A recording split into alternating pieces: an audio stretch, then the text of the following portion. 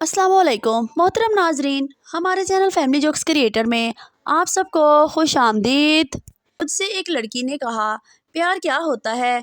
मैंने कहा कि रिश्तों को मजबूत रखने के लिए प्यार ज़रूरी है। लड़की बोली, वो कैसे?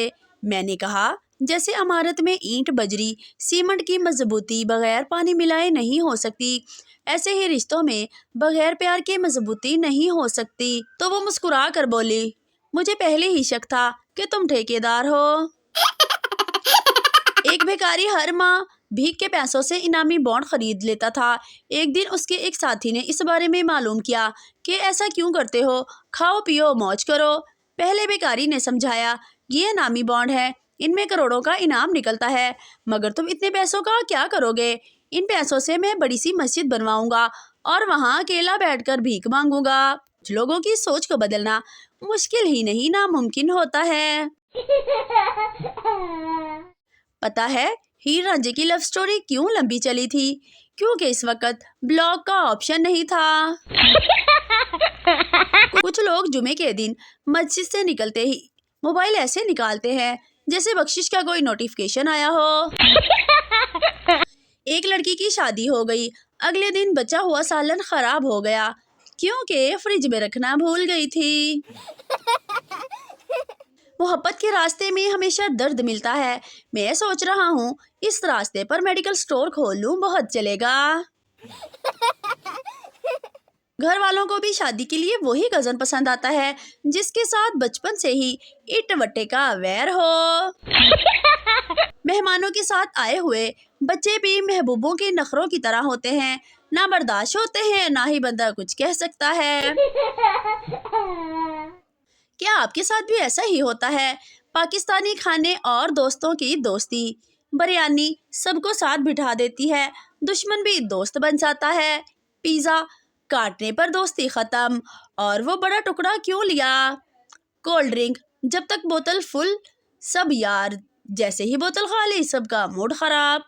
और अब असली पाकिस्तानी दोस्त वो है जो खाने के बाद ये ज़रूर कहे, भाई बिल तो तूने ही दे दिया आज, अगली बार मैं दूंगा। अगली बारी कभी आते ही नहीं। अम्मी ने मुझसे कहा, बताओ मेरी मुट्ठी में क्या है? मेरे मुंह से अचानक निकल गया, अब्बू। तौबा, वो ही मुट्ठी मेरी कमर पे दे मारी। मैं कल जॉब के लिए इंटरव्यू देने गया तो कहते हैं पहले सैलरी 25,000 देंगे, बाद में 40,000 देंगे। मैंने कहा ठीक है, फिर मैं बाद में आऊँगा। एक खातून ने अपनी पड़ोसन से कोई किताब मांगी। हिमसाई ने कहा, मैं अपनी किताब किसी को नहीं देती, जिसको पढ़ना हो यहाँ आकर पढ़ ले। कुछ दिन बाद हिमसाई को झाड़ू की जरूरत पड़ी, इसने इस खातून से झाड़ू मांगी। खातून ने कहा, मैं अपनी झाड़ू किसी को नहीं देती, जिसको झाड़ू देनी हो यहाँ आकर दे जाए।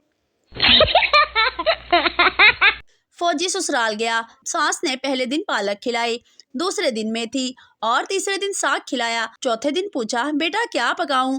फौजी ने कहा, मुझे खेत दिखा दे, मैं खुद चराऊंगा। हंसना मना है। किसी चरसी का भाई मर गया, अब इसे ये टेंशन हुई कि भाभी को किस सलीके से इतला दी जाए कि इसे कम से कम सदमा पहुंचे। भाभी से जाकर बोला, भाई ने सारे पैसे जुए में हार दिए। वो बोली, अल्लाह इसकी जिंदगी बर्बाद करे। चरसी कहने लगा, भाई ने अपना घर भी बेच डाला। वो बोली, अल्लाह इसकी उम्र को रोग लगाए।